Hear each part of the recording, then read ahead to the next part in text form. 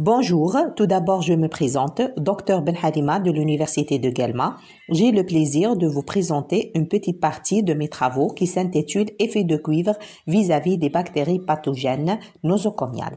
Comme vous savez, actuellement des recherches intenses ont été menées pour l'utilisation des complexes contenant des métaux lourds pour faire face à la létalité des bactéries résistantes aux antibiotiques.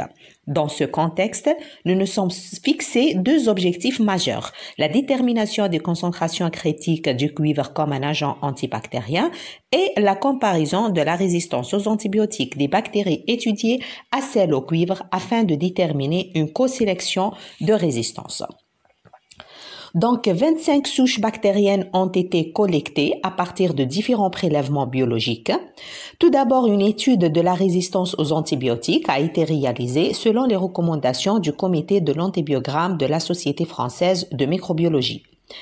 L'activité antibactérienne du cuivre a été évaluée par la détermination de la concentration minimale inhibitrice et la concentration minimale bactéricide, en testant bien sûr 8 concentrations allant de 12,5 à 1600 microgrammes par millilitre de cuivre. En ce qui concerne donc les principaux résultats obtenus, l'étude de l'antibiorésistance montre que les entérobactéries, les pseudomonas et les staphylocoques résistent à plus de 3 classes d'antibiotiques. Et en comparant les valeurs de CMI du cuivre vis-à-vis des bactéries étudiées à celles des souches de référence correspondantes, nous avons constaté que 52% des souches bactériennes étudiées sont sensibles au cuivre.